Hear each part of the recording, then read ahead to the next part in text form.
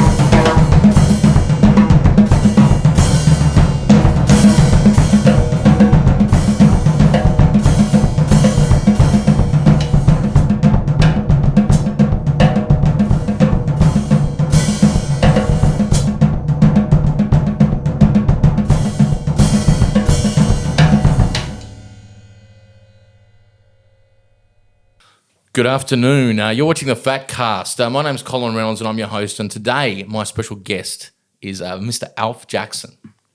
G'day. How you doing, Alf? Very well, thanks. Lovely hospitality here. Oh, thank you very much.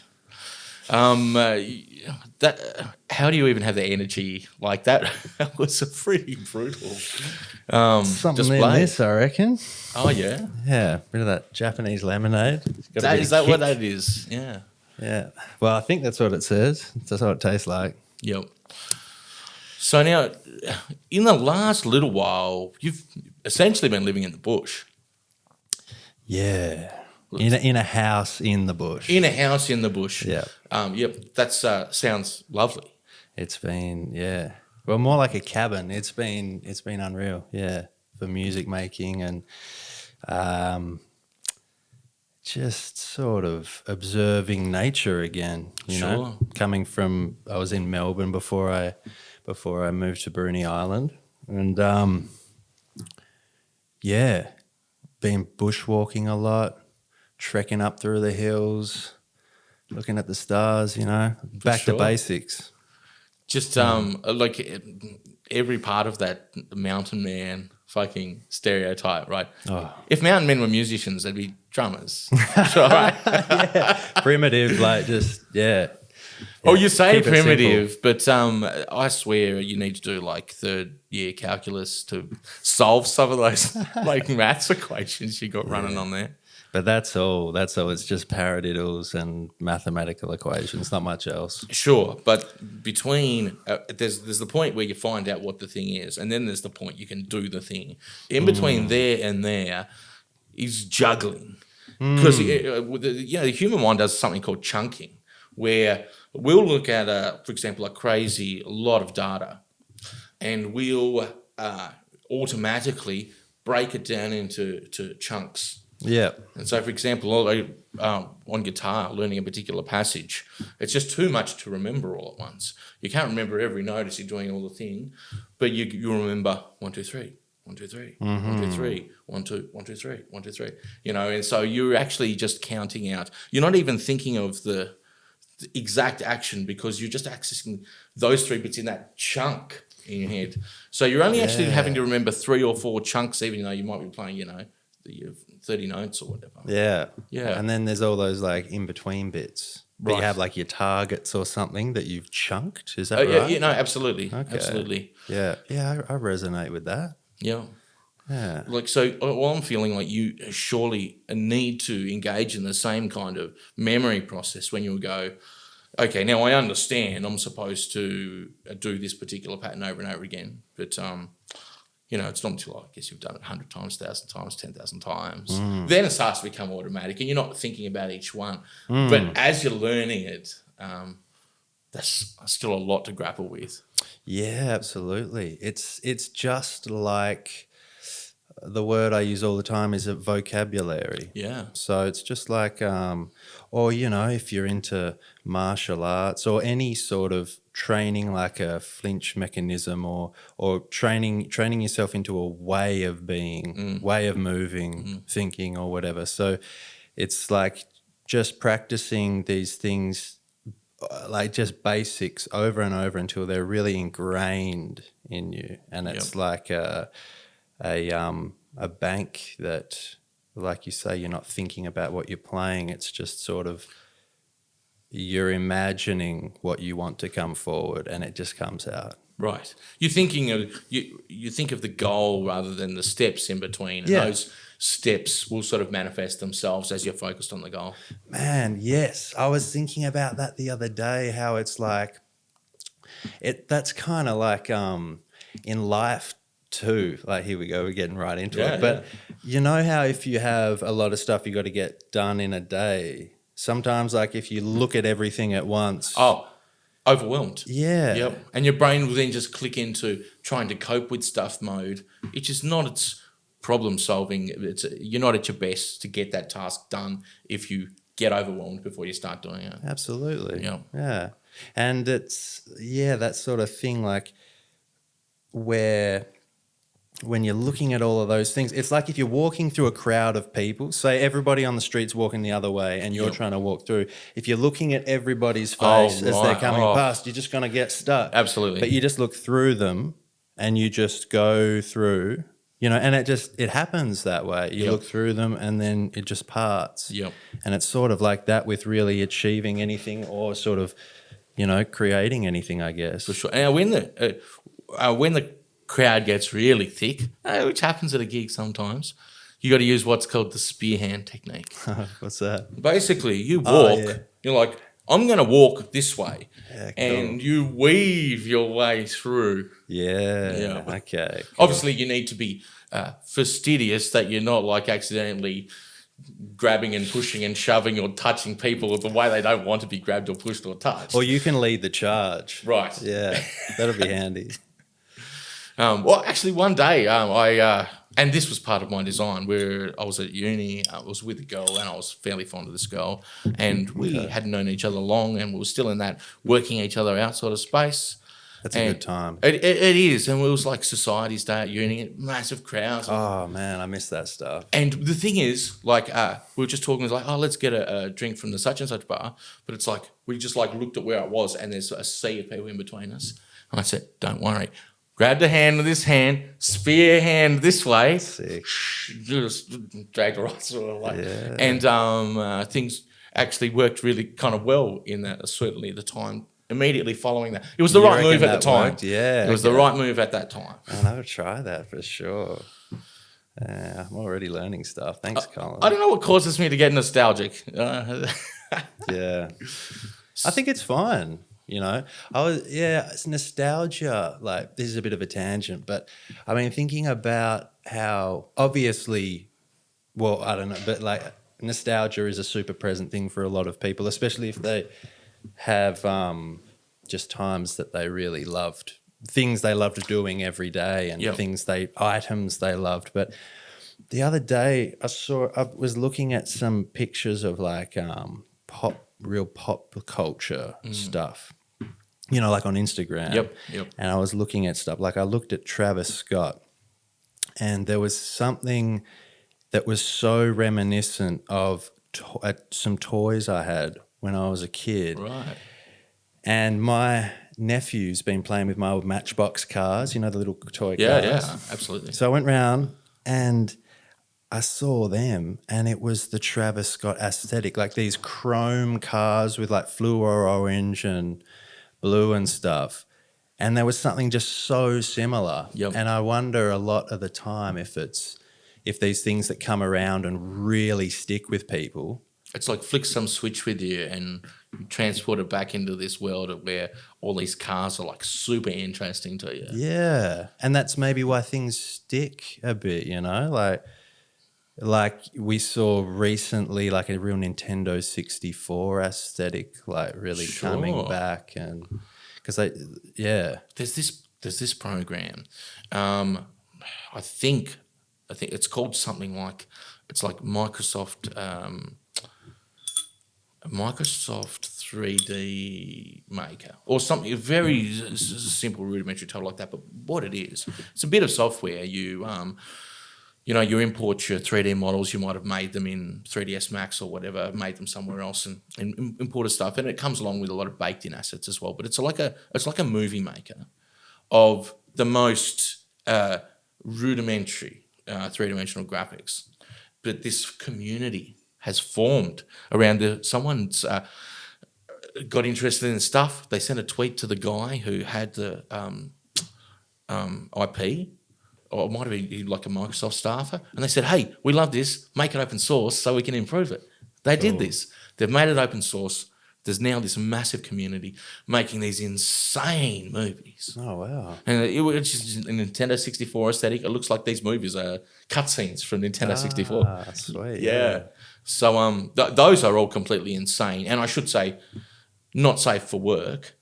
And in some cases, like not safe for life, you know, like.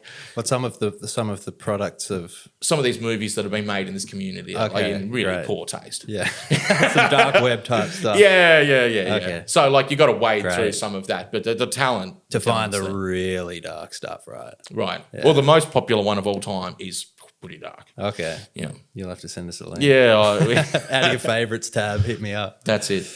On someone else's computer. Because it's almost like the thing, like you like you feel dirty if you've searched it. Yeah. Now, you're just about to release a single. It's dropping tonight. Yeah, I just got the master on the way here. Yep. Oh, wow. It's been so I've been sitting in front of the computer for a couple of days. Yep. Like that's what happens. You get the track done in a night and it's the best. You're off the hook and it's loose, it's all flowing, you're super like just in the zone. And then that last 5% of all the computer program stuff, just getting stuff right, and I'm really slow on the programs, so it's always like doing stuff the long way, and my workflow is incredibly not convenient, inconvenient.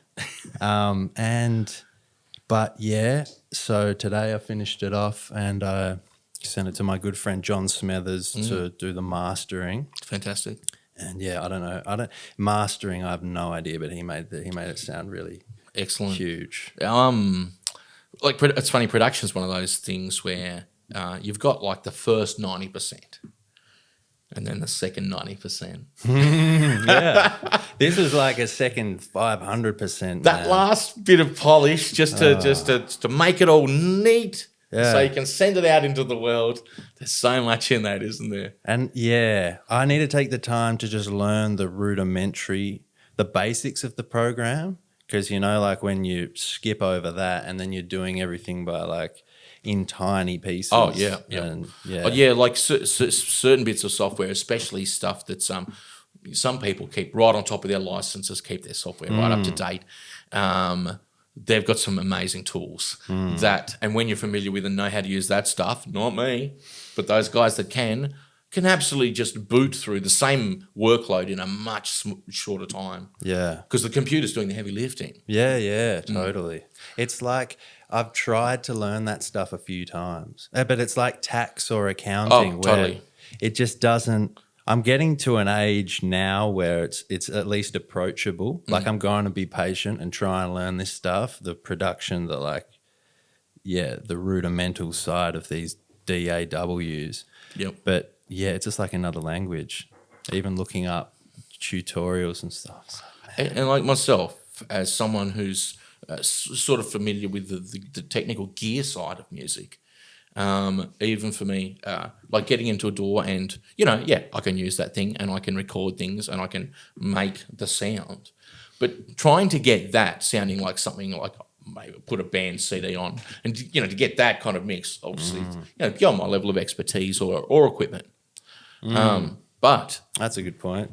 They say a poor craftsman blames his tools, but and I'm really not trying to do that here. But just there are physical limitations, and just like there are physical limitations of what I'm able to do, there are mental limitations of what I'm able to do. Every person, Sure, yeah. But without going too far down the rabbit hole, so the synth. Oh, you had to listen to the trailer. Yeah. You should hear it now, man. Man. It sounds huge. No synth. No, What? man. Oh, No tell me synth. about your production. You want to know? Oh, this is You wanna know the alchemy, huh? Nah, it's just I do it all. Synth, I've made a few things with synths, but that's a whole nother technological chapter that slows me down again. And then by the time I've figured out the right clicks to press, the vibe's gone. Yeah. So no, I sing everything. Oh, wow. Yeah. Yep. So are you using some kind of voice processor? All kinds, yeah. Yeah. So that's all it is. It's just voice and drums. Great. Yeah, which is, yeah, man. I mean, it's handy. It is. It means you just don't sing need it. I mean, don't need backings and you don't need... Don't even need to know how to play it. Yeah. Yeah. No. So that's how I've been making things for a while.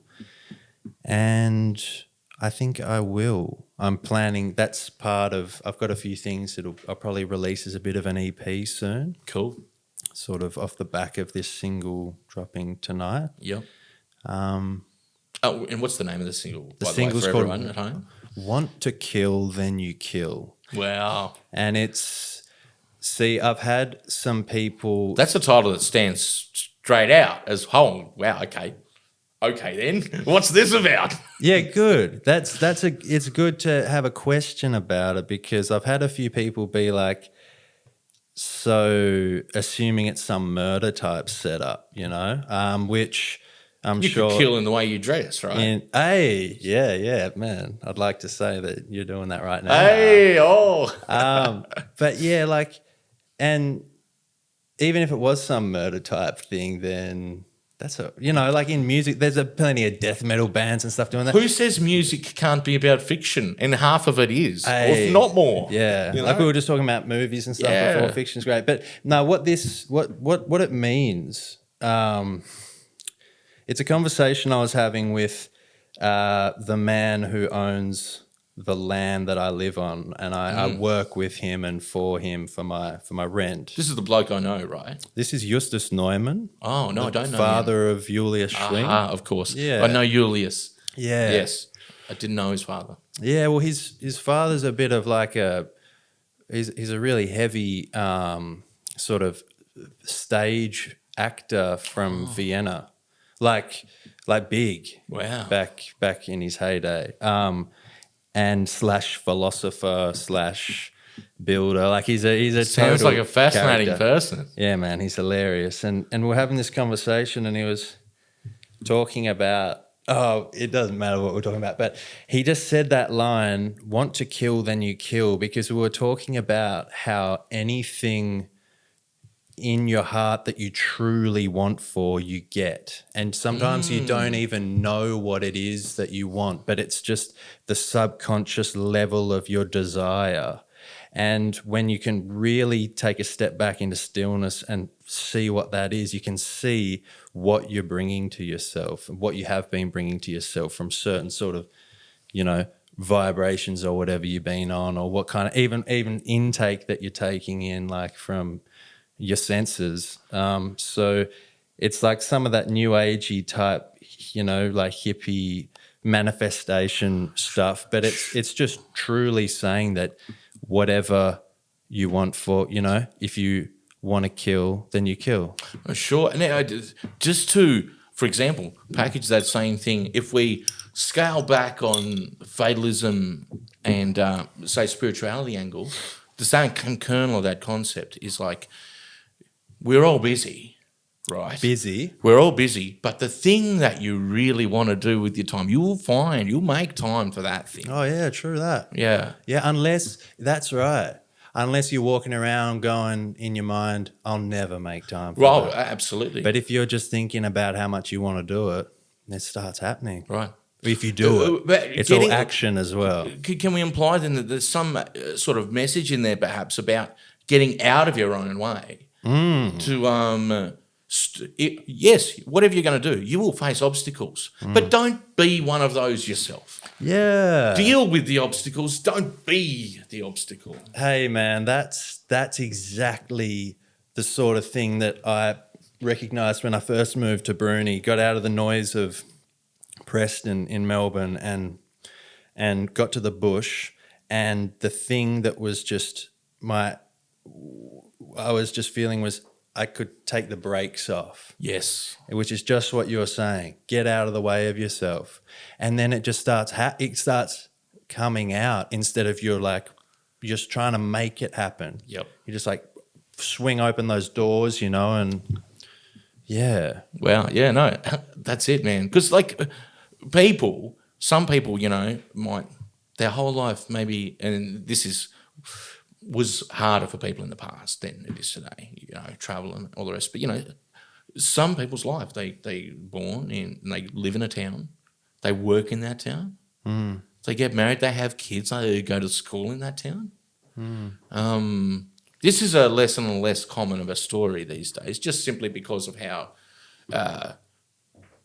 we're culturally different over time. For example, like a full-time job, only a small percentage of people actually will go and work a full-time job, and everybody else is doing bits and pieces. It could be split between different employers. They could be on different, have a couple of different business ventures. Maybe they're in a couple of bands.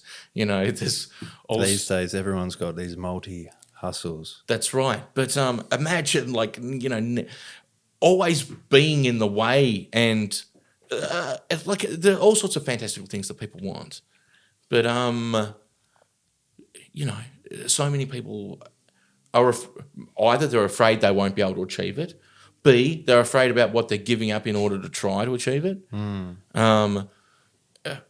C, maybe they're just psychologically not prepared to change their life even if they hate it. Oh yeah, that's a bit of a switch as well that I've really finally recognized for what it is in my own psyche, is that to enjoy the work, whatever it is, like anything, like not about music or whatever, because but like to go, hey, this is actually how I want to spend my time, doing work into whatever field it is, even whether it's like looking after myself physically or sure. anything like that. And then there's I don't know. That kind of switch helped me just realize, like, I don't want to just waste time, or that's how it felt, Totally. to just kick back. Our lives are too short already. Yeah. You know? And I wasted so much. Not wasted, because there was good times, but Yeah. I only just sort of started using that energy. Now, there's somebody I know, another musician, very talented, number of different bands. We've been basically a working, performing musician in Hobart for around maybe 10 to 12 years. Okay, so somebody with a bit of tenure, a bit of experience. And the Just other like Guess Who. I'm not playing Guess Who. The other day, I may not tell you who it is after we've finished recording. But, so this person, as I said, talent, that's not a problem. They wrote a really depressing result of depression type a message where they're like, oh, I can't believe I ever bothered with music, kind of very curmudgeonly. Oh, like I'm obviously having a hard time or whatever. Probably got something to do with just poverty and capitalism, because that affects everything. But other than that stuff, so it's not making him obviously the money that he is hoping to, needs for his life or whatever else. Anyway, this like those kinds of messages, like they really affect me, and I feel like so this person in this particular case, frankly, I mean it's obvious, but I think it's the wrong way to look at things. See, and I replied to him, and this is how I replied, and I would say the same thing to anybody.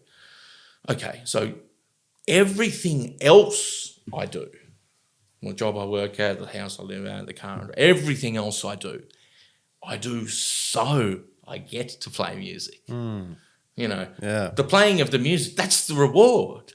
Nice. Yeah. So how can you lose already? You're getting to play music, right? Cool. So anything that comes from that's just gravy. If you can actually make gravy, if you're going to make a life drinking that gravy, then fantastic. If you can't, just do whatever else it is you need to do so you can get as much of that taste as you can. And there's no ideal situation. Even the people you look at who are making a living from that gravy, their time is not taken up with music. That's right. Like they make a lot of music, but there's so much work around that. Yep. Unless they have a huge team, and a huge team is only going to cause you more problems. Oh, totally. And make more work for yourself. Oh, just to talk about the typical scenario for musos down here, half of them are teachers. You're a teacher yourself. So trying to make a bit of money teaching, try and make a bit of money playing gigs, and then, okay, that doesn't cover it all, so you'll do 2 or 3 nights at a restaurant, waiting tables, or whatever other little thing you can do just to close up those gaps so you can keep cultivating your actual passions, your music. Yeah. And so for me, I love to make my living from music, and where I can't, I just try and be as adjacent to it as I can. So working as a technician, this is a soundie, it's like, yeah, I'd rather be on the stage, but if I can't be on the stage, then I'll be in front of the stage, right next to it, I want to be involved. That's smart too, because you can then transfer all that knowledge to your own mixing, but even just the way your ear, the IQ of your hearing is developing. Sure. Always learning. I mean, when I started about 4 years ago, some experience as a muso, not that much really experience as a soundie. Like I'd done the odd gig just to help out here and there. I didn't do any formal qualifications for that or anything like that. Yeah. Just being a nerd around the gear, using it over a period of time, you'll learn these things, And of course I'll say this because I'm biased towards myself, but I think musicians make the best soundies. there are no doubt great soundies who aren't musicians. Like Nick Morse, I don't think he's a musician. He's one of the best soundies certainly in Tas. Right. Yeah. Okay, But cool. highly respected. He's And got a nice drum kit, far out. oh, no, Nick Morse. Oh, Morse. Oh, Morse. yeah, okay. PMLS. Right. You know, he does the choirs and he does, you know, the carols and Nick, man, I haven't big seen touring him for a while. acts. Yeah, Yeah. Just an industry professional, highly respected. absolutely. And forgive me, Nick, if I'm wrong, but I don't think he's a muso or doesn't play an instrument or sing or anything like that, etc.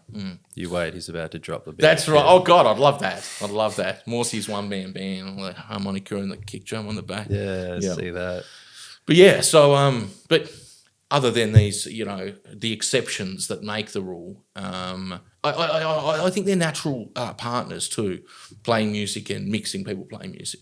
They kind of both help you learn more about the other. Oh, yeah.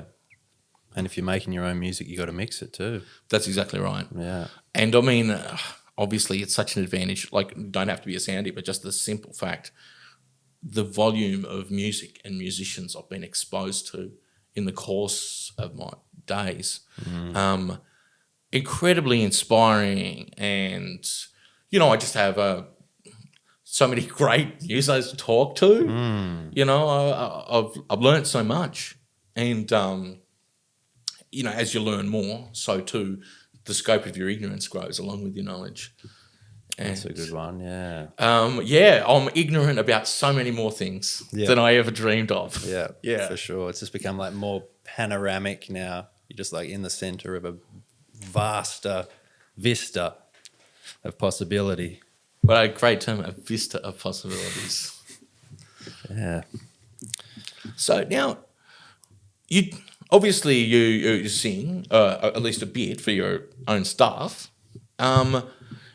Do you play any other instruments? Yeah, I play guitar. Wow. Play piano. I play anything that's there that the owner will let me play. My mum's got a cello. Yep. The bow is a little bit trying. So a bit of pits, you know, the fingers, and what else, man? Like anything. Yeah.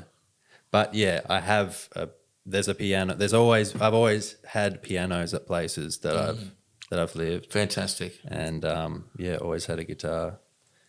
And I love that shit. Like sometimes, especially guitar, I love it because it's the body is resonating against your body. Yeah. Like this is acoustic. It's such a obviously. human sound. Yeah. And sometimes it really gets you right. Like you can be like just unmotivated and the fourth coffee hasn't done anything. Yep. And then you pick up the guitar and just like play some stuff. I don't know.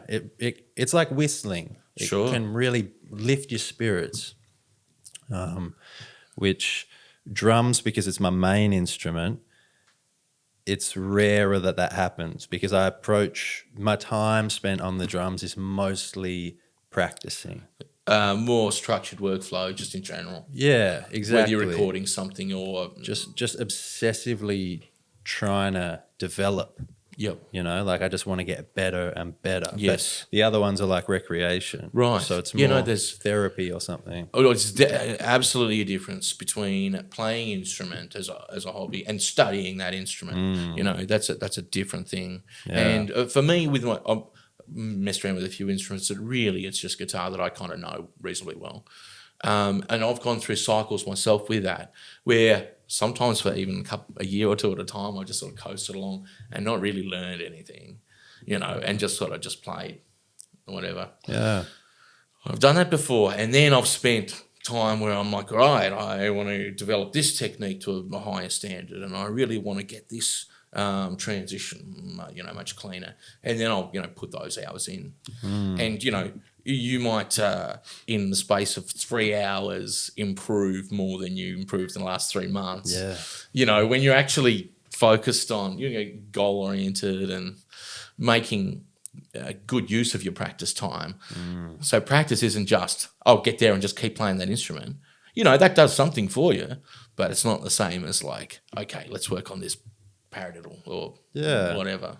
Depends what you're going for. Like if you just want to completely sort of like panoramic landscape of possibilities again, then there's a lot to practice. Yeah.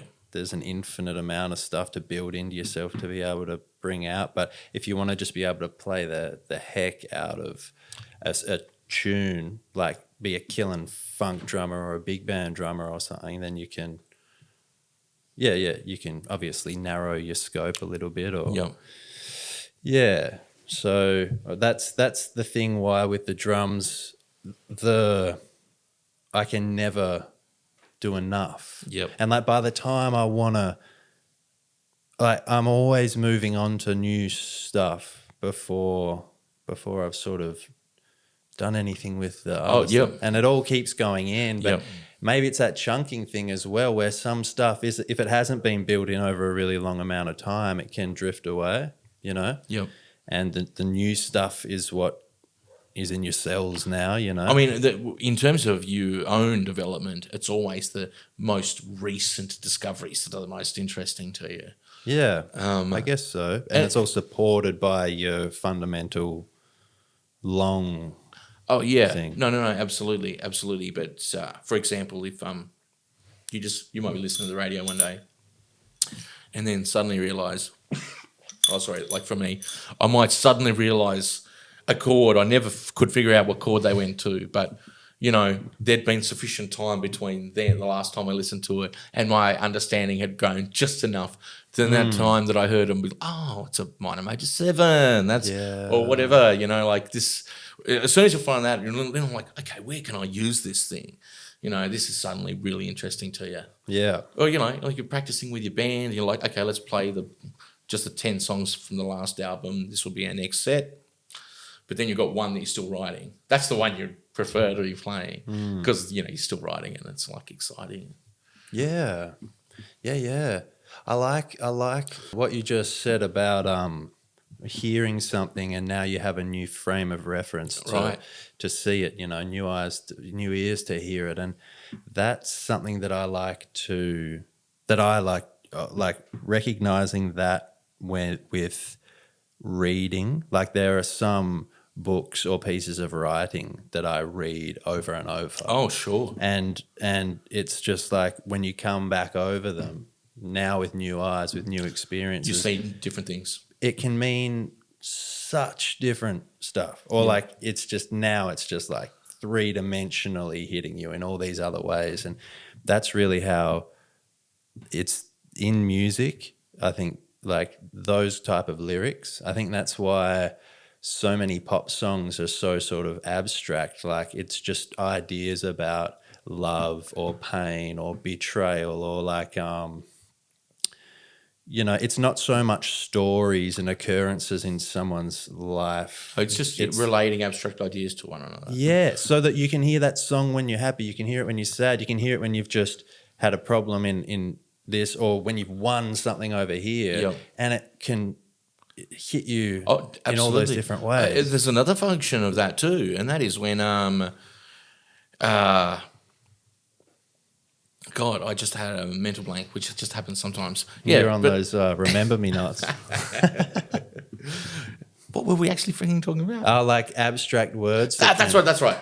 When it's abstract, someone can be listening to it, thinking about the person they love, you know, rather than thinking about Joey. A Concrete Blonde are a fantastic band, but... so you mean like, putting so the listener can be thinking of their own relationship. That's right. It's about so that they can relate to it about their like vague ideas of betrayal or whatever else, and it can hit people differently because of their experiences and because you don't get too specific. It can be totally applicable to their experience. Absolutely. Like, for example, Gautier did this really well. Despite the kind of specific mentions he makes, the song, Somebody I Used to Know, you got your friends to come out and pick up your records and you change your number. Essentially, someone just kind of getting ghosted, basically, at the end of a relationship. How many people have not been through that? Like, I mean, like... Everyone's like had one or two bad ones where you can't even look at the other person by the end, you know. He paints the picture well in that. I think if that song wasn't so omnipresent that I would, like, I really appreciate it. But there was just a time of such saturation. overplayed. Yeah. Totally. But then I actually did a cover of a remix of it. Wow. Like it's a bit of a joke because I heard the remix on a meme. Was this the Walk Off the Earth version? It's this, Oh, hang on, Axis of Awesome? I think it's a dude called Black Mass. Oh. But I might be wrong, man. Like Black Mass is in the credits, but I feel like there might have been someone else involved. Oh, there was this YouTube channel called The Key of Awesome. Did tons of parodies. And they did a parody. So first, there's a cover band, whatever kind of band they are, called Walk Off the Earth. They covered Gautier on one guitar, all five of them sitting there. Oh, yeah, I've seen that. Yes, and that's the video that Key of Awesome parodied. Mm-hmm. So they've got, once again, five people sitting there all on the one guitar. But the lyrics are all totally different. And that was, it's fucking hilarious. It's brilliant. Key of Awesome, one of the greatest YouTube channels ever. Right. Yeah. Yeah, but that song, it's got good lyrics that paint a picture that's not. Yeah, it's sort of vague enough. And you understand like the hurt of both parties. Mm. It's like his voice helps too. How it's like, oh yeah, it sounds like he's hurting there. And Kimbra, who amazing fucking artist, incredible voice. It definitely paints a picture of, okay, so yes, maybe I have ghosted you and left you around, but you pushed me that far away that this is the only place I can be now. It's kind of the story. And love, hey? Yeah. Oh, whoa. The two sides of love, man. The pendulum swings far. It can drive people to do crazy stuff. Even when you look at the gnarliest stuff that's happened in the world, whether it's starting wars or whatever, a lot of the time it's just someone who wants to be loved. Yep, totally. It's just hectically powerful, that force. Or, two people in competition for someone else's bloody attention. Oh, yeah, that's messy. Especially in a town like this, everyone knows each other. Well, yeah. You got to move to Bruny Island, man. Yeah, no, celibacy. I keep my nose clean. Oh, yeah. I tried that. Yeah. Well, you will be just generally, it's going to be harder for you to avoid because you're Chris Hemsworth looking ass. Oh, thanks. Yeah. What are you doing later? You can talk. Yes. When's this going out, by the way? This, I would say probably 2 weeks. So not tomorrow. Okay. But the one after. Okay, cool. So next Wednesday, which will be the 29th. Oh, sick. Can I plug a gig? Yeah. There's a gig. It's going to be the premiere of this new trio that I've been working on with John Smethers and Julia Schwing, and it's crazy. We're called Reptilian Culture Club, and we're going to be playing in support of Smug Anime Face. Oh, yep. On July the 2nd at Simple Cider. Oh, yeah. Yeah. In the city. Yep. And yeah, we've been working on this project and playing every week, and it's one that I'm really excited about. Does that mean Pat's going to set you up with a great cider writer? Oh, I hope so. Yeah, I like what you did there. Yeah. Yeah, that'd be cool. It was really just an opportunity to rhyme those words. Nice. Yeah. You do rap? Yeah. You do rap. I'm not very well. Not very well. I love rap. Yeah. I love rap. And I'm a metalhead, but I love rap. Yeah. And man. That's like the crossover, like Limp Bizkit kind of setup. For sure. Oh, more like, that they definitely did that. Yeah. I'm not necessarily a huge Limp Bizkit fan. Not that I hate Limp Bizkit or anything. I'm kind of indifferent towards them. They're all right. But I separately love metal and rap. And I'm sure they can go together well. But that's not music I happen to be making at the moment. Do you know what would be sick is like that new type of like, do you know artists like Future and Young Thug and Lil Keed and these guys? Like I know of the category. Yeah, like a lot of sort of auto-tune type, Yep. what people call mumble rap, but just because they can't Well, understand the... okay, so there was mumble rap in the sort of the beginning of trap, and people are calling that mumble rap because you've got guys who are, they're generally only punch out their phrases. Their phrases don't complete the lines. Their phrasing will be like da da da da da da da da da. Love that Da, shit. da, da, da, da, da, as opposed to a big hectic. Yeah, that's all intellectually woven together and Right, stuff. but it's almost Gymnastics. like comparing. So, like you've got like music, like there were the '80s, all the metal and hard rock in the '80s, and then early '90s, and then you got Nirvana, who's like 2-finger chords. And just energy and... That's it. And they've kind of like, hate? no, you don't have to play the Olympics on the guitar. You just got to get something emotionally engaging, and people will click on. Yeah. And I think that's kind of the same in a sense, where like the trap, like they've distilled down. They're like, no, okay, yeah, no, we're not technical virtuosos, but we've got something that we want to talk about. And if you belong to the same subculture, you might even be able to understand what we're talking about. Yeah. Because it's funny you mention abstract concepts. Like a lot of the language, like almost every sort of marginalised concept has been euphemized, and there'll be street words for all sorts of different things. This is an old one, but people say Skrilla if they're talking about dollars. Or, there are all of these little different subcultural, like they've got their own vernacular. Oh, yeah. Even states. Oh, yeah. Even yeah. in trap, even different hoods. Like, yeah, the way like a lot of people from Atlanta sound. It's like a whole different thing. And see, coming from a beat creating perspective, which is one of the things I've needed to do for my solo app, the Fat Loop stuff, creating beats and such.